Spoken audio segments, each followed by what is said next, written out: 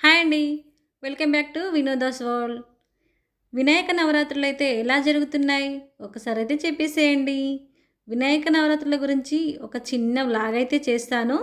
So, Vinayaka నవరాత్రుల గురించి vlog అని చెప్పి ఇదేంటి తాబేలుని చూపిస్తుంది అనుకుంటున్నారా? చెప్తానండి. ఈ మధ్య అంటే శ్రావణ మాసంలో ఈ తాబేలైతే మా ఇంటికి వచ్చింది. సో, దాన్నైతే నేను ఇంట్లోనే 2, 3 రోజులైతే అట్టి పెట్టేసుకున్నానన్నమాట.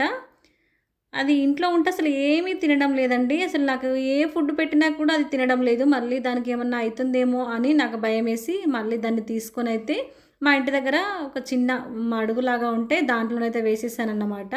ఏది పెట్టినా కూడా తినడం లేదండి. ఇప్పుడు తాబేలు గురించి పక్కన పెట్టేసి వినాయక నవరాత్రుల గురించి అయితే మాట్లాడుకుందాము. సో, ఇదైతే మా తమ్ముని వాళ్ళ ఊర్లో గణేషు తీసుకొచ్చేటప్పుడైతే అందరు పిల్లలు కలిసి అయితే ఇలా సరదాగా ఆటపాటలతో గణేష్‌ని అయితే తీసుకొచ్చారండి. ఇందులో ఒకటి జరిగిందంట, అదేంటో తెలుసా? మా తమ్ముని వాళ్ళు ఆర్డర్ ఇచ్చిన గణేష్ ఒకటైతే వీళ్ళు తీసుకొచ్చేసరికి అక్కడున్న గణేష్ ఒకటంట అండి. చాలా వెయిట్‌గా ఉండి అసలు లేపడానికి చాలా ఇబ్బంది పడ్డారంట. అలాగెలాగో మళ్ళీ అయితే వినాయకుడినైతే తీసుకొచ్చైతే నిలబెట్టేశారనుకోండి.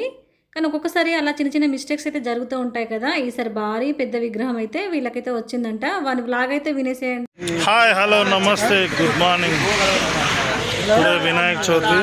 వినాయకుడిని దేవడానికి అందరం కూడా వెళ్తున్నాం.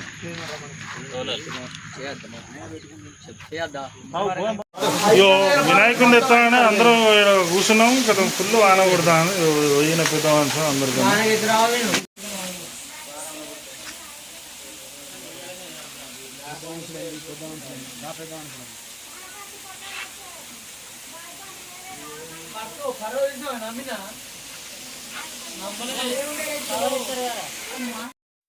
అదండి. వాళ్ళు వ్లాగ్ అయితే వినేశారు కదా! వాళ్ళు తీసుకొస్తూ పాటలైతే పెట్టారు కానీ, పాటలు వస్తే మనకు కాపీరైట్ పడుతుందని నేను పాటలైతే తీసేసానన్నమాట, సాంగ్స్ వచ్చేసి.